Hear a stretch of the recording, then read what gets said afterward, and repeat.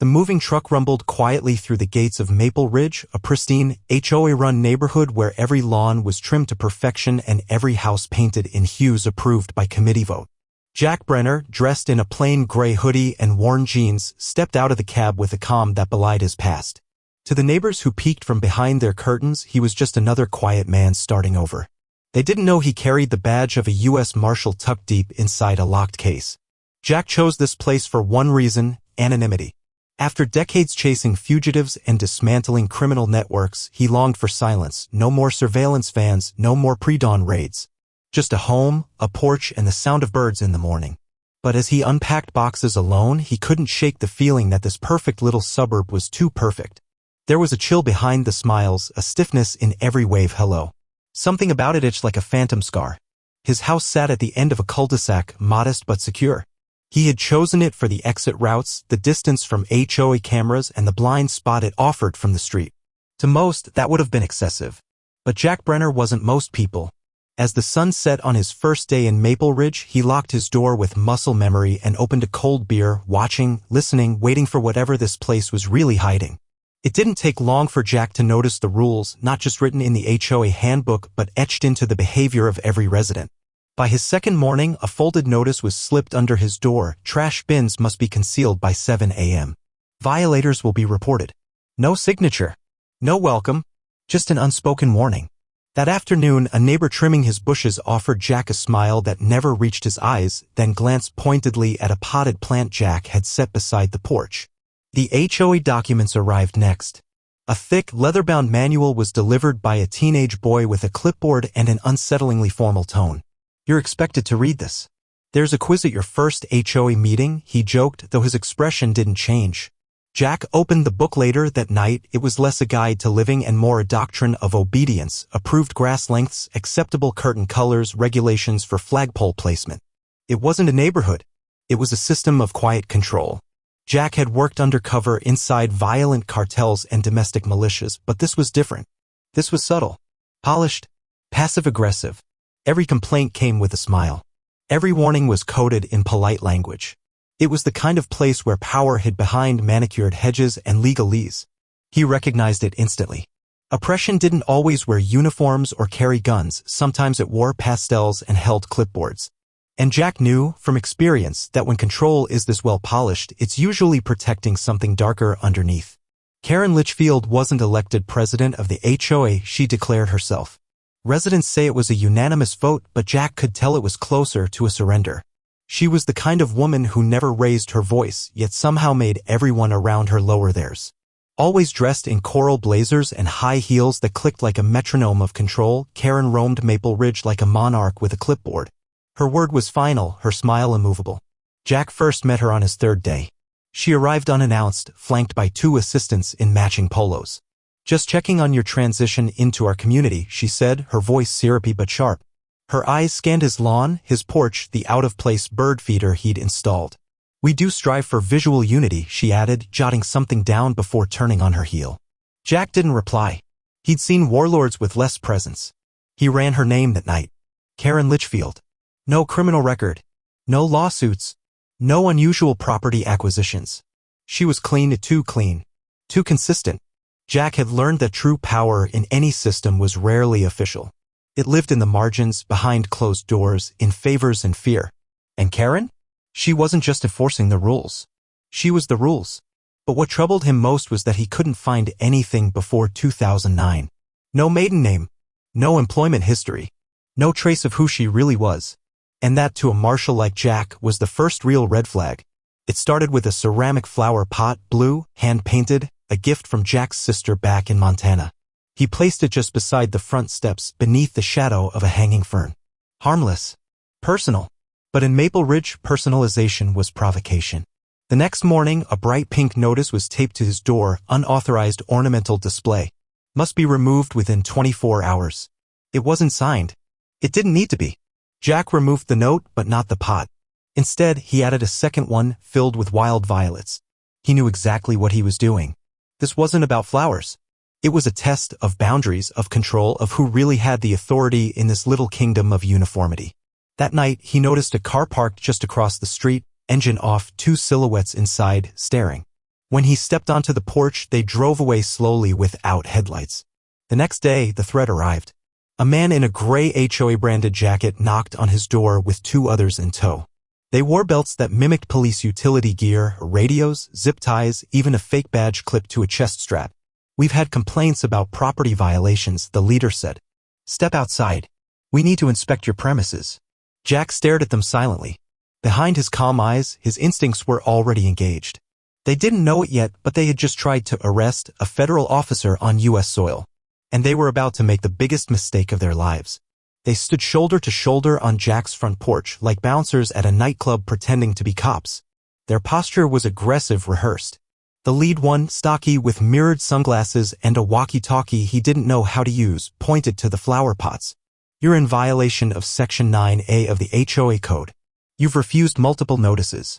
That's trespass by refusal." His voice tried to sound official. Jack just folded his arms. "I wasn't aware the HOA had arresting power," Jack said quietly. The man stepped forward, too close. "We're authorized to detain non-compliant residents for HOA review," he replied. Jack let the silence linger. Then, slowly, methodically, he reached into his jacket, pulled out a leather wallet, and flipped it open. The gold badge of a U.S. Marshal gleamed in the morning light. "You've got 5 seconds to tell me your real names," he said calmly, "before I read you your rights." Panic flickered in the man's eyes. One of the others shifted his weight, took a half step back. The leader tried to recover, stammering, "This is just a misunderstanding," Karen said, but Jack was already stepping forward. "Karen sent you?" he asked. "You impersonated law enforcement. You tried to detain a federal officer. And now you've told me exactly who authorized it." He pulled out his phone and dialed. "This is Marshal Jack Brenner. I need 2 units. False impersonation and attempted abduction." The 3 men didn't run. They froze. Because they knew Maple Ridge wasn't in control anymore. Word spread faster than wildfire. Within hours of the confrontation, neighbors began peeking through blinds, whispering on sidewalks, and texting behind closed curtains. No one had ever stood up to Karen before, let alone with a federal badge. Jack knew the game had changed the moment he revealed his identity, but he also knew that tipping his hand came with a price. If Karen really was hiding something, she'd come at him smarter next time. And quieter. The 3 impersonators were taken into custody, but only one spoke during processing, a young man named Dylan, barely 24, nervous and shaky. "I thought it was just security work," he said. "Karen told us we were protecting the neighborhood from undesirables. I didn't know the badges were fake." When asked how long this had been going on, he answered, "At least a year. We were told not to question orders." That was all Jack needed to escalate the situation from HOA harassment to potential federal fraud. Jack sat in his living room that night, lights low, sipping black coffee while reviewing HOA documents under a desk lamp. Everything about Karen's operation was too polished, the language, the procedures, the legality that danced just inside the margins of the law. This wasn't about enforcing rules. It was about control, power, fear. But one thing was certain, Karen had just attempted to scare the wrong man. And now, the badge she tried to challenge had shattered the illusion she spent years building. Jack didn't sleep that night. He couldn't. Something about the encounter had stirred a memory, one that hadn't surfaced in years. While reviewing the footage from his doorbell camera, he paused at a close-up of the lead fake officer. The jawline, the eyes, it struck him like a flashbang. He zoomed in. Clean-shaven now, but once he wore a beard. In 2012, during a deep undercover operation in Nevada, Jack had crossed paths with a man named Daniel Reyes, a known associate of a real estate laundering ring tied to false land claims and contract killings. That man was now standing on his porch, pretending to be HOA security. He opened a secured federal database and typed the name. No activity for nearly a decade. Listed as presumed dead after disappearing during a federal raid. Yet here he was, alive, operating freely under a different alias, working directly under Karen Litchfield. That name again. Jack leaned back in his chair, his mind piecing together timelines and disappearances. This wasn't a neighborhood issue anymore. This was a resurfaced criminal operation hiding behind picket fences and garden bylaws. By morning, Jack was in full Marshal mode. He contacted a trusted analyst at headquarters and requested a full background trace on Karen Litchfield, focusing on changes of name, real estate licenses, and sealed indictments. "You think she's using a false identity?" the analyst asked. Jack didn't answer right away. He looked out his window at the quiet cul-de-sac where Karen walked her small dog and waved to a neighbor as if she weren't the center of a storm. "I think," he finally said, "we've been living next to a ghost." Jack knew that the only way to take down someone like Karen was through precision, not confrontation. He installed a discreet surveillance rig around his property, micro cameras under the eaves, motion sensors in the flower beds, and a directional microphone tucked inside a decorative birdhouse. He wasn't hunting for gossip. He was gathering patterns, phone calls, visitors, timing. Criminals didn't always hide evidence, they hid behavior. And behavior always told the truth. Within days, he had footage of several late-night visits to Karen's home. Same men, same vehicles, no plates. Some carried boxes in, others left empty-handed. Jack noticed they always avoided street cameras, parking in blind spots, moving with the fluidity of men trained to be unseen. But what disturbed him more was how many of these men didn't exist in DMV or facial recognition databases. Ghosts just like Karen. This was no HOA clique. It was a concealed network. One afternoon, while reviewing audio from a parabolic mic aimed at her backyard, Jack caught a partial conversation. "They're already asking about Nevada, keep him quiet," followed by static. That was all he needed. He encrypted the data and uploaded it to a secure U.S. Marshal's cloud. The game had changed again. What started as HOA harassment had unraveled into a criminal syndicate operating beneath the surface of suburban comfort. Karen wasn't just a tyrant with rules. She was the queen of a shadow state, and Jack was about to draw her out of the castle. The name Karen Litchfield wasn't just clean, it was fabricated. Jack's contact at the Federal Records Office confirmed what he suspected. Her social security number was issued only a decade ago, and there was no trace of school records, tax filings, or medical history before 2009. In the law enforcement world, that wasn't just suspicious, it was surgical. Someone had erased a life and built a new one from scratch. But no alias is perfect. People always leave fingerprints, even if they're not physical. Jack dove into archived real estate transactions, zoning permits, and HOA board records. Buried deep in a 2010 property acquisition in Nevada was a name that stopped him cold: Kathleen Ross. A former high-profile real estate broker wanted for questioning in a federal corruption probe involving falsified development contracts and the disappearance of 2 whistleblowers. Case closed due to lack of evidence and presumed death. Last known location, a gated community in Nevada, now demolished. Jack didn't believe in coincidences. Using facial recognition algorithms on old newspaper photos, he cross-referenced Kathleen Ross with a high-resolution frame of Karen at her last HOA speech. 92% match. Close enough to warrant surveillance and probable cause for a deeper dig. The woman running Maple Ridge was not just a tyrannical HOA president. She was a fugitive with a buried past and enough connections to build an empire in plain sight. And Jack, the man she tried to scare into submission, had just uncovered her greatest secret. Jack contacted the U.S. Marshal's Special Warrants Division and requested sealed files connected to Operation Blind Parcel, the 2010 real estate corruption case tied to Kathleen Ross. Even internally, it raised eyebrows. That case was shut down hard, the agent said on the secure line. Half the evidence disappeared. The rest was buried. "You really want to reopen the can?" Jack's response was calm. It was never closed. It was just hidden. He sent a formal request for restricted documents under emergency clearance. Within hours, a secured database opened to him, partially redacted, but enough to draw the line between the past and present. It revealed connections between Ross and a syndicate that laundered money through exclusive communities, inflated property values, forged land deeds, and threatened anyone who asked too many questions. 2 whistleblowers went missing. One HOA treasurer committed suicide in his garage. Another disappeared during a boating trip, his body never found. Karen Litchfield wasn't a new identity, it was a shield forged in blood and paperwork. One detail caught Jack's attention: a known accomplice named Daniel Reyes had served as a muscle for hire in Nevada before vanishing.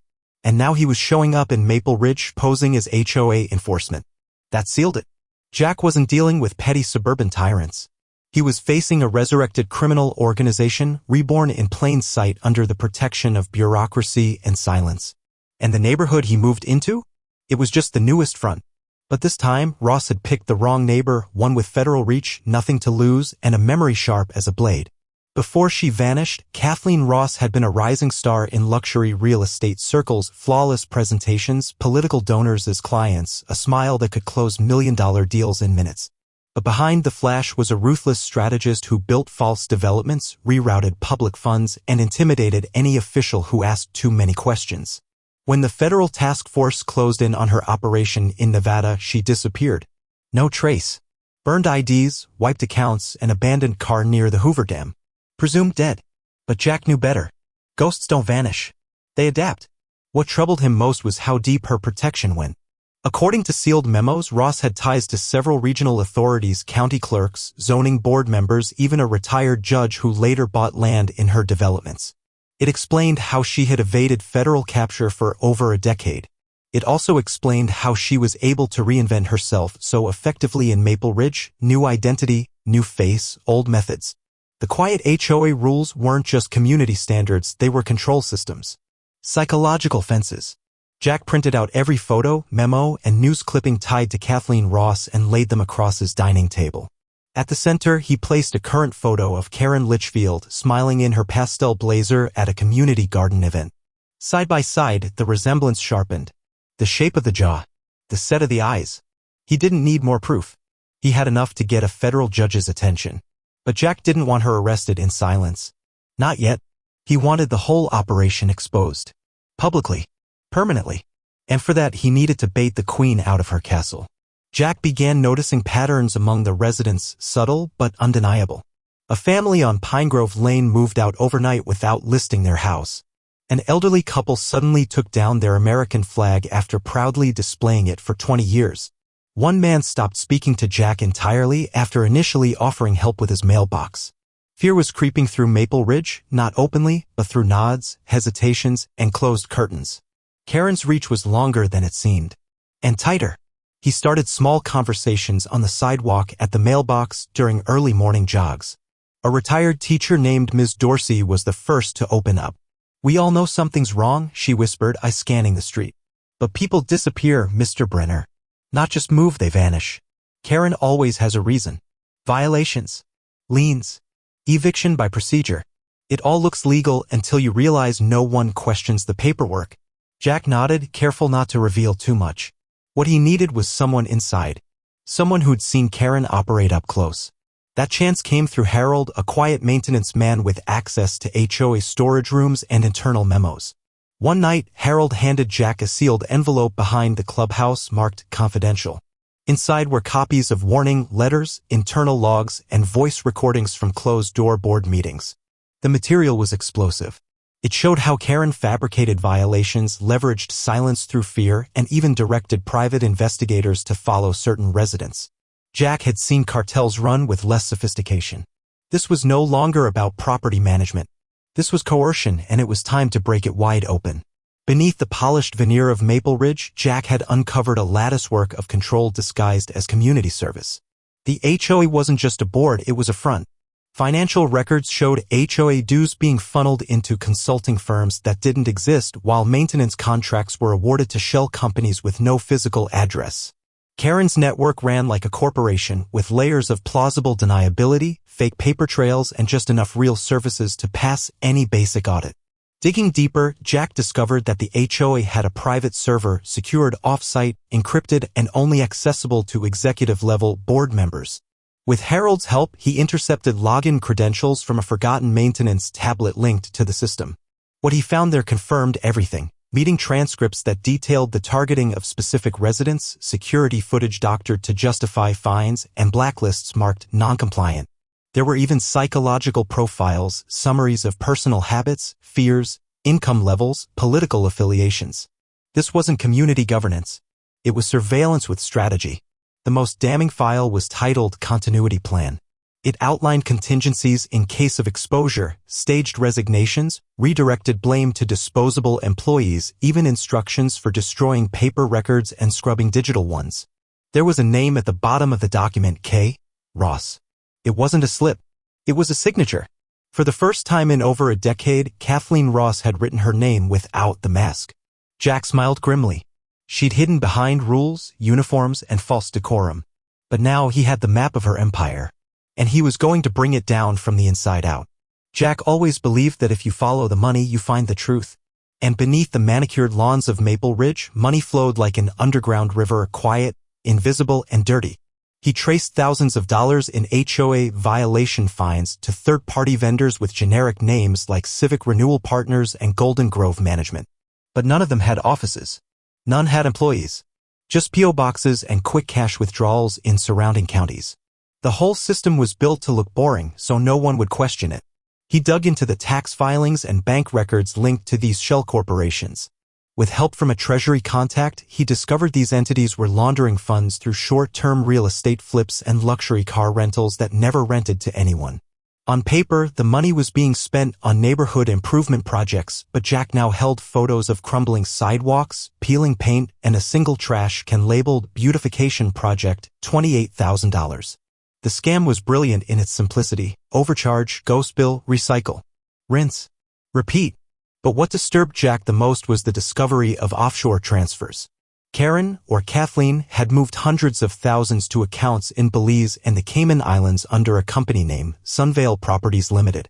He cross-referenced this with an old document from the Nevada investigation, and there it was. Sunvale was one of the last entities linked to Ross before she disappeared.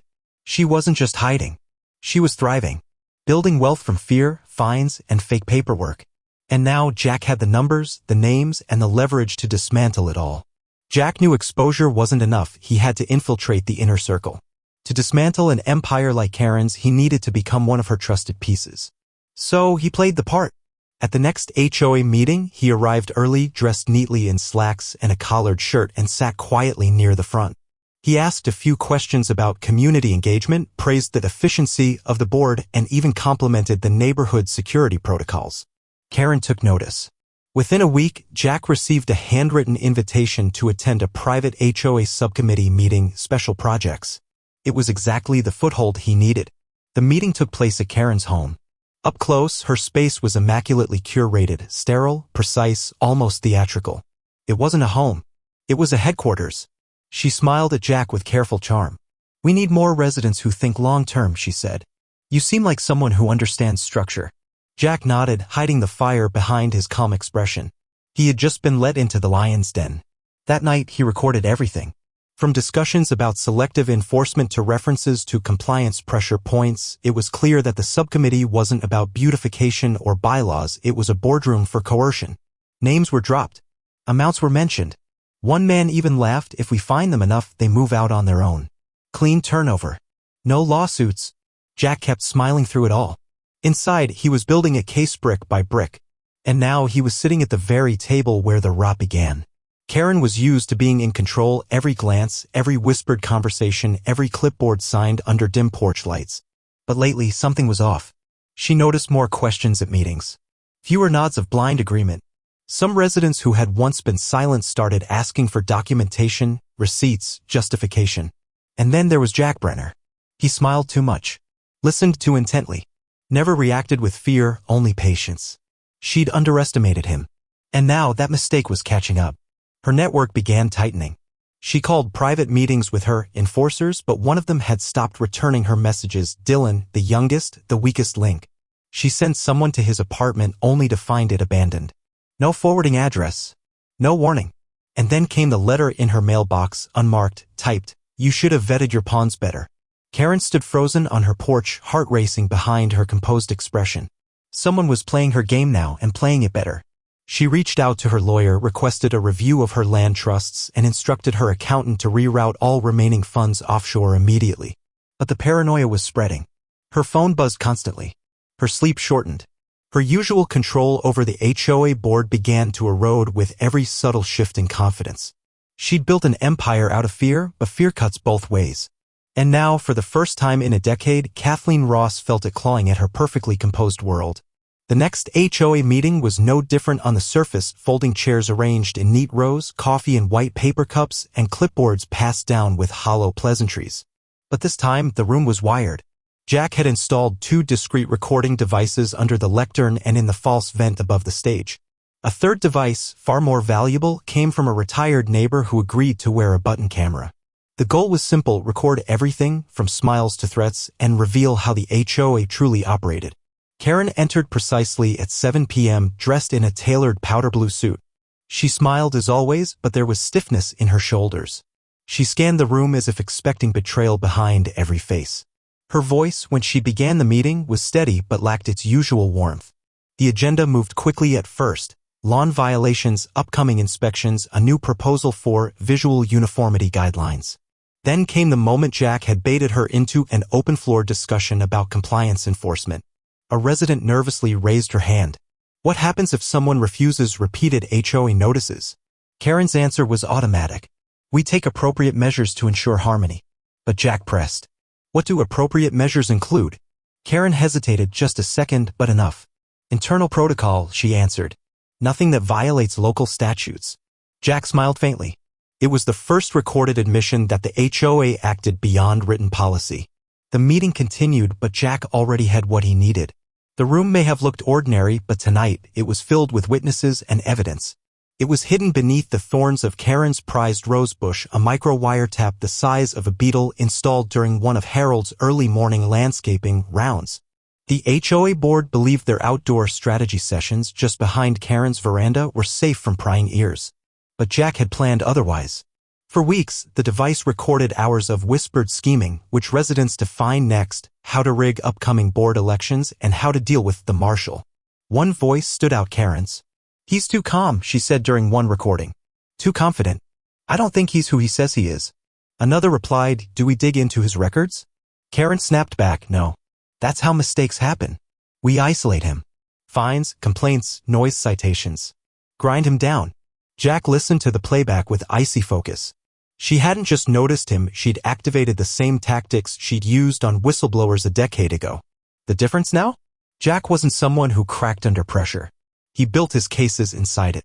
He enhanced the audio, clipped segments, labeled timestamps.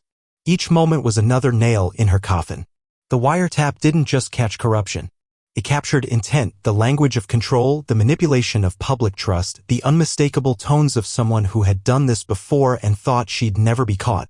But Karen had made two fatal assumptions, that no one was watching her and that the man she tried to silence was just another neighbor. Now her garden was blooming, not with roses, but with evidence. By now, Jack had compiled a spreadsheet so detailed it would make any forensic accountant weep. Dates, amounts, recipients, signatures. It showed a clear pattern, inflated fines issued without proper violation followed by collections redirected through shell entities tied to Sunvale Properties Limited.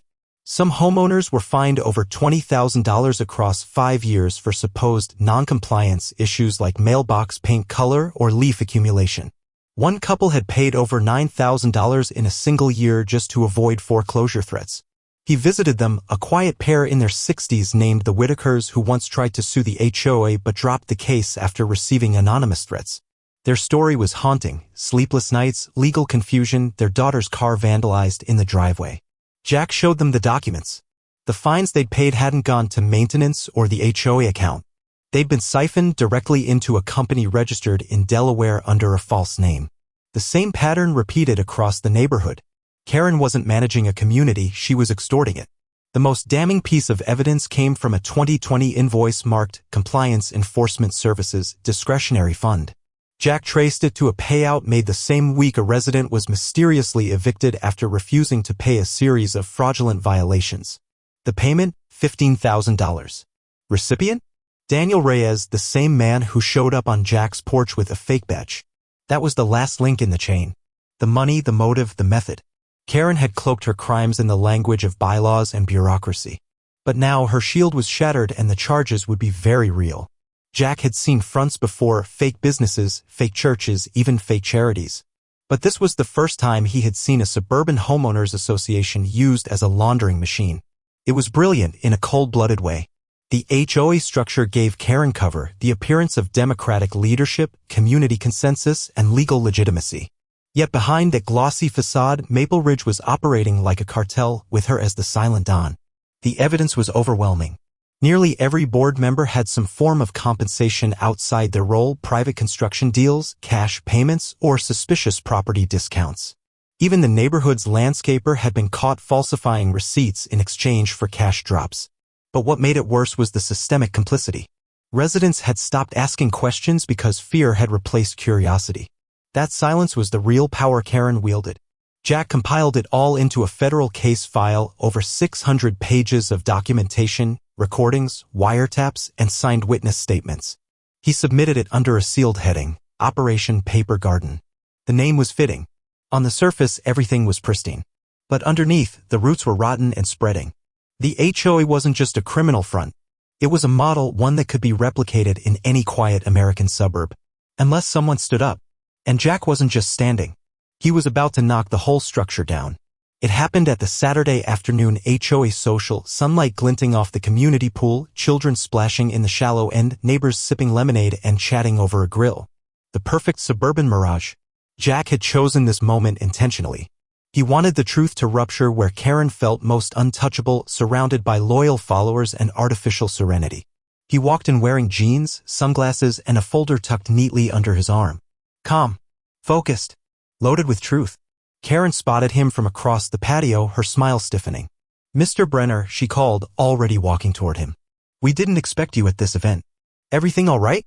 Jack didn't answer immediately. Instead, he placed the folder gently on the snack table and opened it to a photo, her younger, brunette, in a Nevada courtroom filed under Kathleen Ross. Conversations around them began to fade. "I think it's time the neighborhood met the real president of the HOA, Jack said, loud enough for others to hear. Karen's mask cracked, just a flicker. She reached for the folder, but Jack laid his hand over it. "This includes evidence of money laundering, wire fraud, impersonation of legal authority, and conspiracy to intimidate federal witnesses. You recognize the voice on these tapes, don't you?" he asked. Her lips parted, then closed. Behind them, cell phones started recording. Karen looked around. The court of public opinion had just opened for business. And unlike her private board meetings, this one couldn't be silenced with fines. The silence that followed Jack's accusation was deafening. Cell phones were up, neighbors inching closer, and Karen's carefully constructed image teetered on the edge of collapse. That's when Jack pulled out a second folder, this one stamped with the seal of the U.S. Marshal Service. "This is a federal warrant for the arrest of one Kathleen Ross, operating under the alias Karen Litchfield," he announced. His voice was steady. "I see." The kind of voice that didn't bluff. Karen took a step back, her hands trembling but still clinging to composure. "You've made a mistake," she said, her voice sharp and low. "You'll hear from my attorney." Jack didn't flinch. "He'll be joining you in federal court," he said, then turned to the crowd. "Ladies and gentlemen, this woman has been extorting, surveilling, and manipulating this neighborhood for over a decade. What you thought were rules were racketeering. What you thought was order was intimidation." Gasps and murmurs erupted around the pool. Two unmarked black SUVs rolled up to the clubhouse gates. U.S. Marshals stepped out, plainclothes but unmistakable.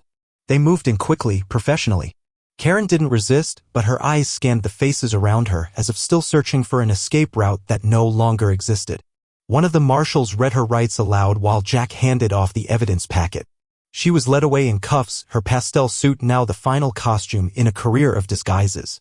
For the first time in Maple Ridge history, the Queen of Control had no more rules to write and no one left to fear her.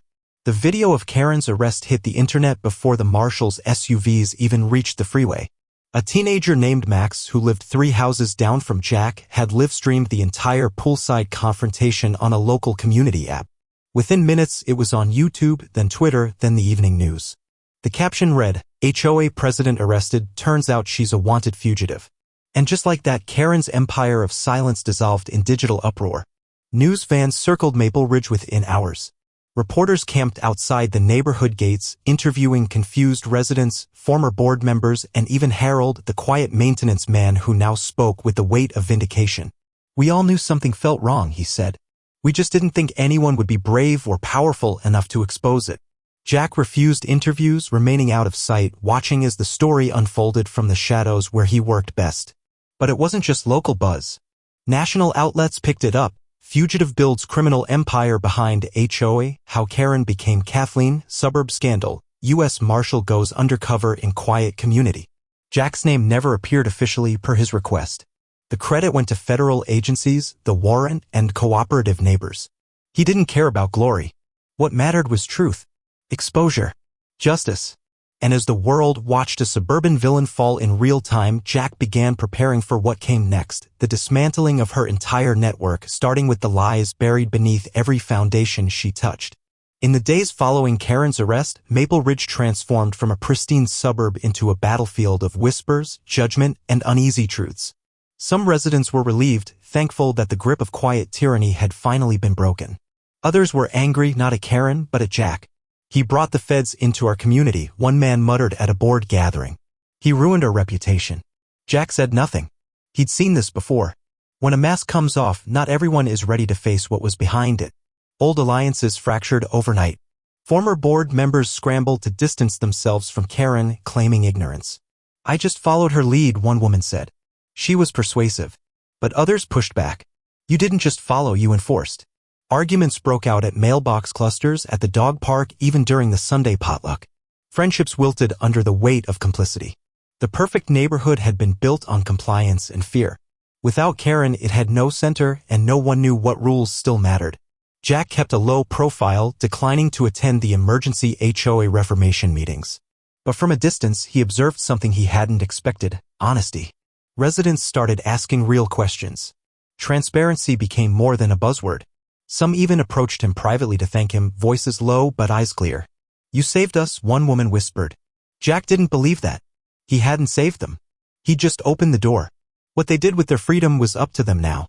Karen's arrest was only the beginning. Over the next 48 hours, warrants were executed across 3 states. Former HOA board members, shell company accountants, and even a notary public were taken into custody. One of the men arrested had helped falsify deed records across multiple neighborhoods, forging signatures on foreclosure notices. Another admitted to planting false code violations on Karen's targets. The criminal network that once hid behind garden committees and architecture review panels was unraveling fast. Faced with overwhelming evidence, some folded almost immediately. One man confessed to running off-the-books security shifts, stalking problematic homeowners, and reporting their daily movements back to Karen. Another, visibly shaken during interrogation, confessed to shredding documents the night before the poolside confrontation. "She told us it was just compliance," he said. "I didn't know we were laundering money. I thought it was just HOA politics." But the most shocking confession came from Daniel Reyes. In a recorded statement, he admitted to orchestrating harassment campaigns, falsifying fines, and carrying out physical intimidation tactics ordered directly by Karen. "She was smarter than all of us," he said. "We were tools. She built a whole system on fear, and we followed it like sheep." His testimony confirmed what Jack had known all along: Karen hadn't simply bent the rules. She'd weaponized them. And now her entire machine was turning on itself. Kathleen Ross, formerly Karen Litchfield, was transferred to a federal detention facility under heavy surveillance. No bail was granted. Too many aliases, too much history. In the official press release, the U.S. Marshal Service referred to her as the architect of a multi-jurisdictional racketeering operation disguised as HOA governance. But in her first court appearance, she remained silent. No tears. No apologies.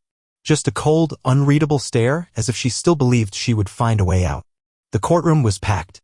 Neighbors, reporters, even former associates sat behind the barrier rail, waiting for a crack in her polished facade. But Kathleen offered none. Her attorney entered a not guilty plea, and the judge set a trial date. Jack attended, hidden in the back row, a dark blazer over his badge. He watched her closely, not with anger, but with calculation. He had hunted war criminals with less psychological armor than this woman. She hadn't just faked a life, she had commanded one. In prison, word spread quickly about who she really was. Guards kept her in protective custody, not out of mercy, but because so many others she had wronged were also locked up under unrelated charges. Her empire had touched more than Maple Ridge. And as investigators combed through her offshore accounts and forged documents, they uncovered connections to similar HOA-based operations in Arizona, Colorado, and Texas. This wasn't a single scheme. It was a franchise of fear.